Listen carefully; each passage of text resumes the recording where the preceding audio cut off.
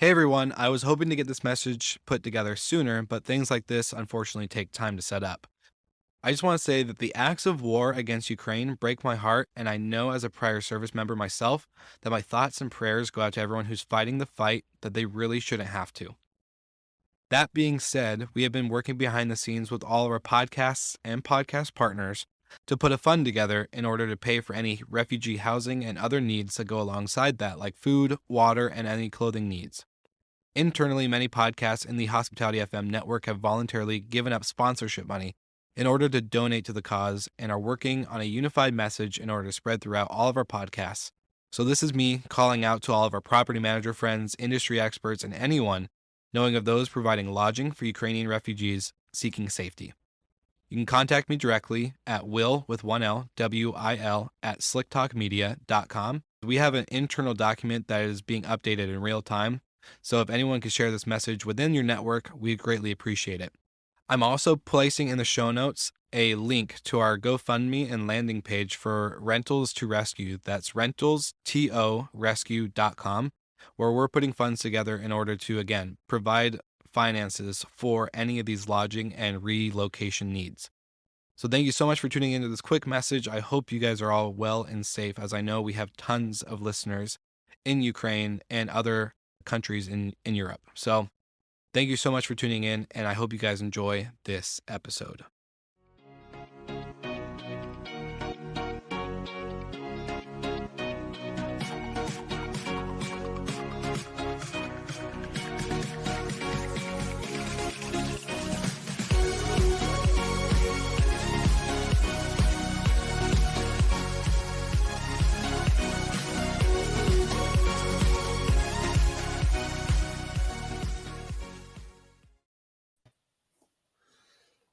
Good morning. Hello. Good morning, or I don't. Those time zones nowadays, I'm lost after being in the Miami 6 hours reverse in front. I know, you love it. I managed well. So good to see you guys outside of the selfies that you sent me on WhatsApp. Like this one. Look at that background. Look at that, phenomenal. I know. No, there was this slow motion effect when I saw Mike. Like, wow, he's real, and that was. And then your second thought was, he's taller than me. That's true. I was gonna say, was there a run to the arms type moment where you guys were? I think it was the first people I think when I even saw in this conference, I entered there in the hotel, and I think you were waiting for me, right? Yeah, always waiting for you. Yeah. Slowpoke. He was texting me like, "Are you almost there? Are you almost there? How long to go? How many minutes?" No, it wasn't so bad. But it was. Were you on European time where you just go as slow as you want? You don't have to worry about punctuation. No, it was okay. He's not French or Spanish. He's not Okay. French or Spanish. All right. I'll give you that one. So The Dutch other than are that, punctual. That's good. Maybe Michael was just early. So other than that, how was Focusrite overall, the conference? Give me a high level overview, because I wasn't able to be there. So I'm kind of curious if you guys have any key takeaways. It felt really normal for me. I don't know. Last time I've been there was 4 years ago, and yes, there were less people. I think around 700 people, and maybe 4 years ago, maybe double. But it was a good numbers of people. There was a good atmosphere. There was a really informal setting. So it was really good. I think it also might be before you have the same people plus 700 salespeople try to sell you shit. So now I think was a difference now. That's still the most important people. Me, Michael, and a few other executives were there, and I think that was pretty useful. So comparing it to Verma, it was a lot smaller, which is fine. The thing that was most glaring to me, well, two things. One, they let internationals in. And then two, people weren't bothered or concerned at all with COVID. Like, some people were wearing masks, but at Verma, they were like, put your mask on. Yeah.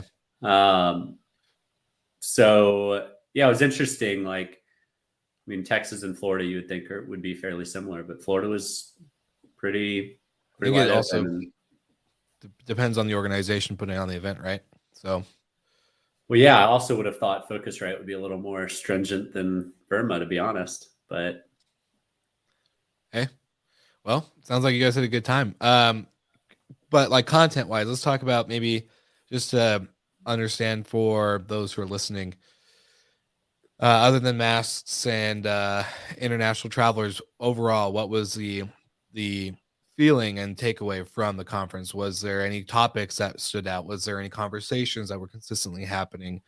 I'm just kind of curious on that. I didn't follow much of the content. It was mainly just meetings, and so I didn't follow. I just watched actually afterwards one of the presentations from Hopper. From Fred. That's a Yeah. pretty strong story. I have to say what they want to do and how they say, okay, the audience of maybe 200, 300 people is still too small for us. The way of thinking was pretty nice. So that's the one I saw actually afterwards. And of course, I was looking at the competition, and of course was supporting Noiseware there. But that's really all the content I saw. The rest was just really interacting with people. But I think other people has the belief that things are actually recovering quickly and stuff, even though Europe is terrible now situation. You don't have this feeling there. Everybody was like really positive. You see people, well, there's investments coming up. You can see people are developing, starting new partnerships. So the atmosphere was really good and positive. Yeah, I would say the key takeaways for me, I've been going to that conference 4 or 5 years now, I think. I have not seen so many investors and so few like startups. Of course, there were some startups, but there were more investors at that event than I've ever noticed in the past. So I don't know if you noticed that too, Ross, or if it was just like proximity of who I was around and everything. But there were investors there that had never showed up before, but now they're interested in travel because I think there's a perception that, partially true, partially not, that travel is depressed now and it's due for an upswing. And I think that's accurate in a lot of segments. Coming out of short-term rental segments, I would say it's very inaccurate and people are having record highs. Mm-hmm. So investing now would probably be the worst time. But for the rest of travel, yeah, I think it's interesting. Well, it's pretty cool. You saw some more corp dev, I think. Investors I didn't really notice, but more corp dev. So they're taking the people from the travel companies. Are there interesting opportunities for us to grow quicker? So this for sure you saw more in here than before. Indeed, numbers of startups, I think there were a few, but I didn't see so many. So I think it's also, of course, the extremely high tickets, which the prices which they're asking for. So I don't think they have a lot of startup discounts. They have some, but it's not easy to get them, I think so. But still, I think what is also nice at the end, when you have too many startups and it's like going too many other kind of businesses, you coming there also to network and also make partnerships or which kind of form. And I think when there are too many startups and stuff and try to sell their early stage stuff, it takes a bit the advantage away from having a lot of executives together. Yeah, another big thing that I thought was totally missing from it was short-term rentals. There was nobody from Vrbo. There was nobody from Airbnb. There was nobody from Vacasa. Like, there were no short-term rentals. There's nobody from Sonder. There were 0 short-term rental operators or even short-term rental brands there. Yeah. I think in the content there was nothing about short-term rental almost. Maybe there was one or something, but it was I think there may have been one session and Guesty may have done it, but like it is literally the shining star of the entire COVID 2 years, and there were a few startups like this. Autohouse was there, Breezeway was there, so those were there. Sure, but there were no content-wise, mono operators, content-wise, there was not much. That was actually surprising because I think if they want to have a bigger audience, if you see what is happening, and of course, in the last 1.5 years, they should focus more on that part for sure. Yeah, you've got Verma who pulled in 1,500 attendees, and Focusrite, which is all of travel, pulled in 700. Yeah. Huh. Interesting Ticket price is one thing for sure, but like why Airbnb or Vrbo or Vacasa or Sonder, like, it seems like. But the people from Airbnb who were there, they were from the hotel teams. They were just Hotel Tonight, yeah. Yep. Very interesting. Makes you think, like, why would that? Yeah, interesting. I mean, I get why Vikas and Sonder won't go right now because they're about to go public. So, like, any information leaked is very risky. But why Vrbo and Airbnb? Yeah. Interesting. Big companies do still have some travel bans in place. I didn't see anybody from Booking either. There were booking brands like Kayak, but there weren't any. I think nobody from Booking. But there were some, because they tried to have a meeting with me. I didn't see any point to have a meeting with Booking.com, but there were a few. I think it was more Priceline actually than Booking. Yeah. True, but it was very limited. Yeah. Very interesting. Well, I guess we'll follow up on that again next year, see what happens, see what the differences are. But I think this is a good time to kick it into startup of the week, and then we'll go into what's with the noise, and we'll jump into today's topic of, is travel, travel's finally back, but, is it really? We'll see. So let's kick it off. Well,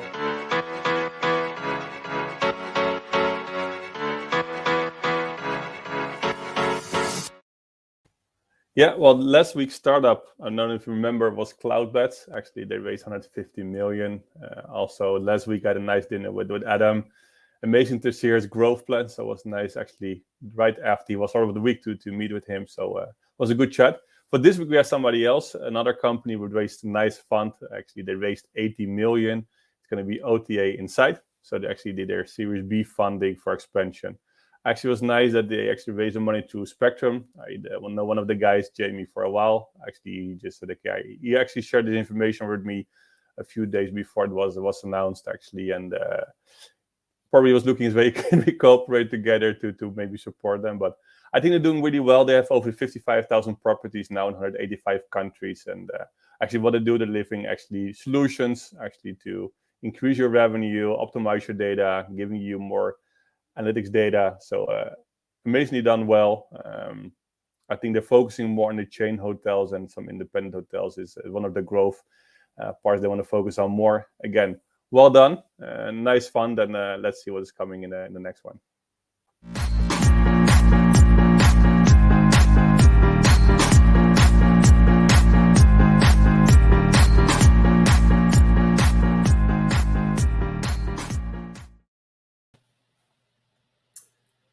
Always good to see Grandma on her donuts. Excited to see Grandma actually in person this week with Thanksgiving coming up. So looking forward to that. One of the announcements that we heard, actually got it directly from the CEO of Kayak while at Focusrite, the day before it became public, was that they are expanding the Kayak hotel brand internationally. So they opened up 2 new properties down in Mexico via Lifehouse. So win-win for both of those companies that we've been tracking pretty closely on the show. But it's interesting, and I think this will be a topic we dive into a little bit more next week. But interesting to see how they're leveraging their brand and flagging hotels out of it.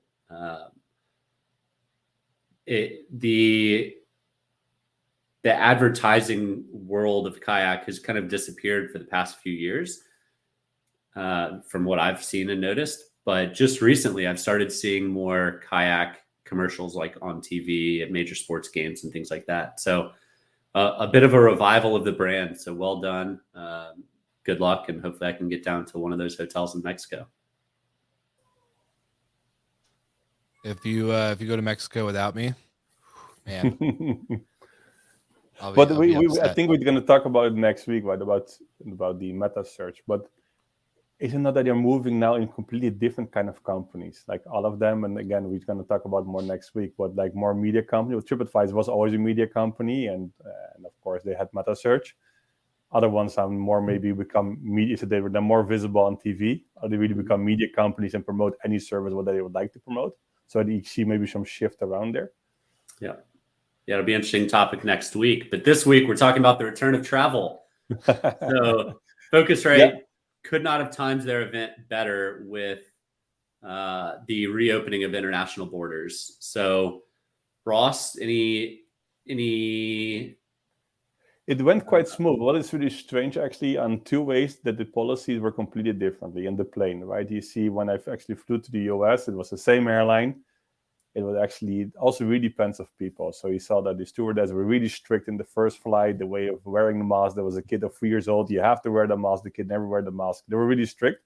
And then on the return flight, actually, same airline, a completely different approach. People just, they were like wearing the mask less and less, even just half under the nose. And before there, so it's, I think it also really depends on how people are taking the accepting the rules and how they're dealing with the rules.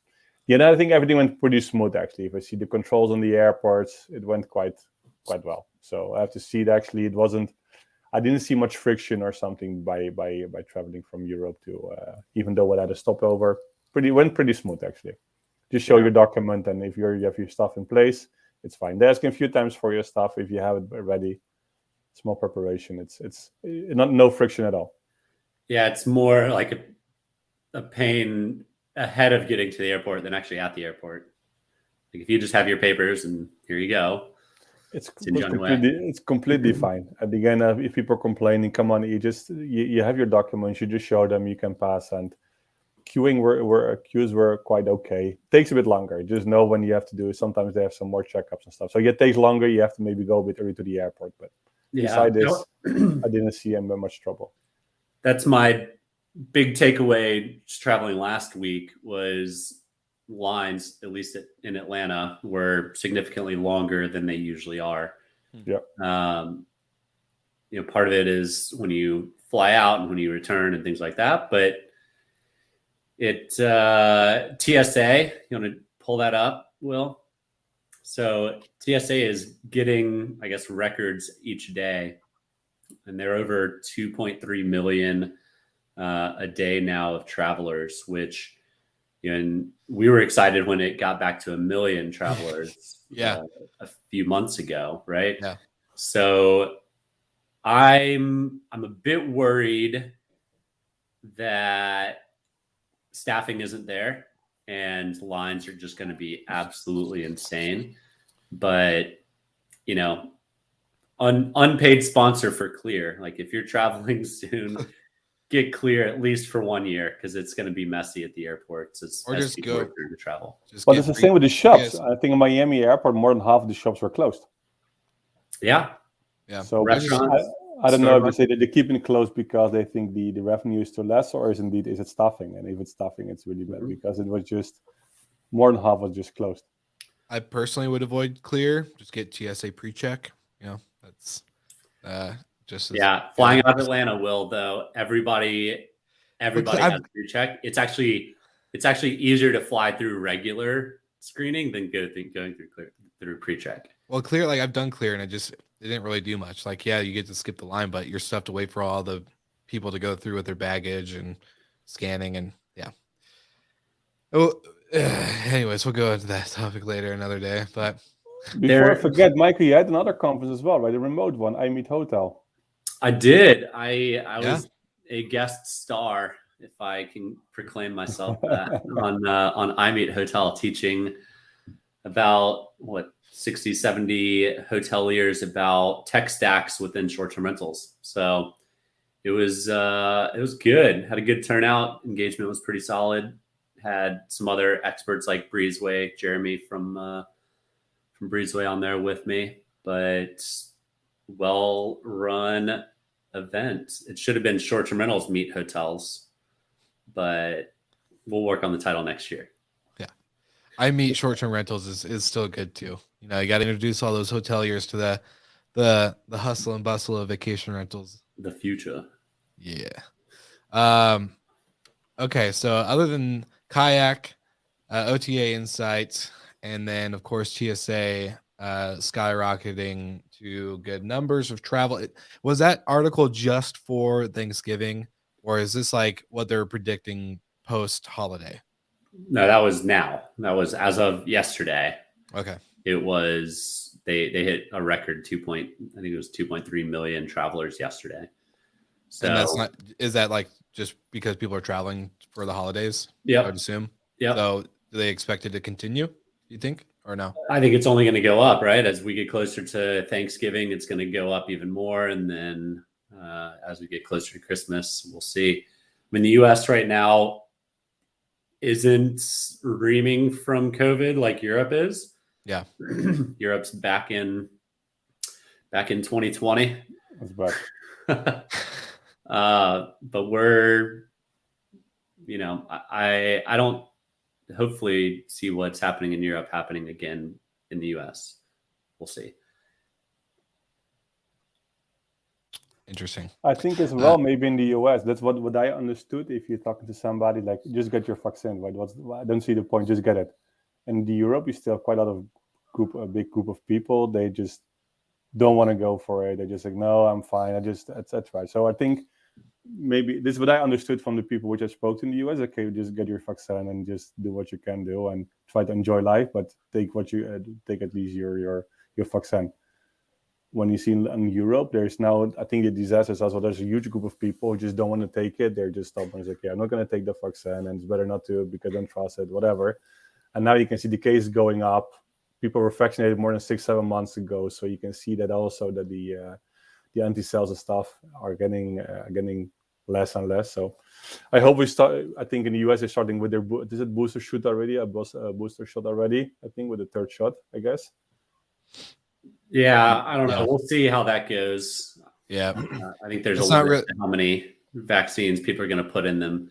Yeah. But I think to redirect back to the return of travel, you see it very clearly in the US versus Europe when companies like Vacasa are hitting record quarters right before they're going public. And Airbnb also reported a record Q3. So the trend of traveling specifically in short-term rentals is really, really strong and continues to be strong. It's, we've talked about its strength over the past year, really, and it's stronger now than it ever has been. So, but I think the case is also in Q3 where it was much better situation, and now again, right? This is the last quarter become pretty worse. So we all know that after summer it was not so bad as we expected, and now everything goes up. So I don't think Q4, Q1 will be better. Probably will be much worse. But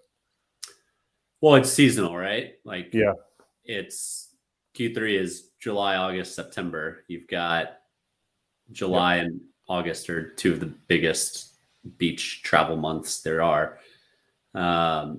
September, not so much, but we saw it last year. People continued on through the end of the year. Like my parents have a house at the beach and it's booked solid until January. Like people are still traveling, and when you're working from home, you can just take the family, get a change of scenery, and work remote for a week. And it's not a big deal.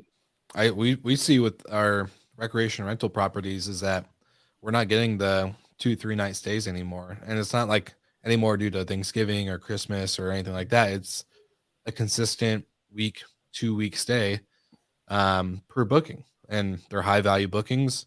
They're longer. The guests are asking more questions towards workspaces and, Wi-Fi speed. Of course, obviously we have that posted, but they always want to double check, how's the Wi-Fi, how many devices can be on there without slowing down. It's a constant thing that we're seeing right now. And so I know we're a small company, but compared to like a lot of other people that they're doing the same thing, they're seeing a good mix of, 2 nights, but then also like the 2-week long stays. So it's kind of interesting to see that it's definitely not slowing down, and the trends are shifting a little bit. Well, this Wi-Fi thing is a nice thing, right? But the quality of the Wi-Fi, I was like, always, if you just, that's why I always booked hotels before, because I had the you booked hotels for the quality of the Wi-Fi, Ross? Only that was the only reason. Wi-Fi quality. But now, since Airbnb announced the quality, that you can see the quality of the Wi-Fi, I moved completely to vacation rentals. Wow, I'm never gonna that's a big move for you. Yeah, I know. I made 2 bookings in Airbnb actually in the last few weeks already. So I never used it before. So imagine my life changed actually since this update. No, but it's interesting to see that a few things, and maybe it's a small thing for some people, But I'll get straight. Especially now, like half of your day you're in video calls when the Wi-Fi shit. I get frustrated, right? So it is important if I have to go for somewhere for a few weeks that you make sure that the connection is well. So there's new updates of Airbnb. Maybe we can discuss them once when we have a different topic, but we can't over. You don't have another topic. Those things actually makes also people to decide to stay in a vacation. But indeed, when you're taking the risk to travel somewhere else, then why not stay longer, right? So, well, if you're going to spend a week somewhere, Ross, you have 2 kids. Are you going to spend a week in a hotel room with your family? No. But then after, hell no. No. My wife will take the kids somewhere and I stay in the room. No, but of course, then you go to a place where you have facilities somewhere still to work, right? But in that case, yeah. But normally before, like, last summer I booked something for 6 weeks. I was on the seaside, and then you just also have kind of a holiday house.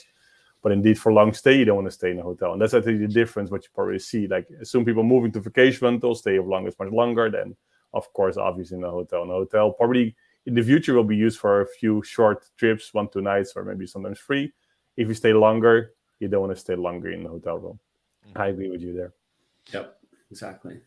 So I know we haven't done a prediction in a long time, and Golden's always been hesitant on predictions lately. But you can say spot on every prediction so far. I was gonna say, is this a good opportunity to ask that question of what you guys are seeing or predicting for 2022? Man, I think we're about a month away from those predictions, aren't we? I'm not prepared here today to call the shots for 2022. Dang it! I just wanted to see, make sure see if we had anything up in the crystal ball. But no, it's definitely. I'm pretty confident that travel is back, and it's not like a question of, okay, are we going to go back into a lockdown? Are we going to go back in this? But I do think there's going to be, and we never like to get political on the show, but I think there's going to be a lot of involvement or a lot of things to watch when it comes to government and interaction and involvement with travel and all this other stuff. So, that could be the game changer there, that, in my opinion. But I honestly don't think it's going to slow down. I think domestic travel is going to continue to be a big push, and I think international travel with that finally opening up, the same. We're gonna see that just be a constant, not trend, just a constant new, like very, very normal, very regular. So that's my prediction. How about that? My prediction is still that the Airbnb launch a membership next year. You predict that? Yeah, and Uber did it a week ago, by the way. I don't know if you noticed. I read about it. Uber launched Uber One, so they launched the membership as well, $50 per year. But believe me, yeah, that's been out for a long time. Yeah, well, maybe because I used Uber finally in the US after a few years. Maybe that's why I get it. I'll say that. I thought that was cool. I thought I had some breaking news in here. Okay, but nevertheless, but Airbnb doesn't have a membership in the US so far, right? No, okay. You see, then it's still predicted for next year. It's good call. Okay, so last segment of the episode, we love to throw at each other, except for this time, instead of me coming at you guys, we are all going at each other.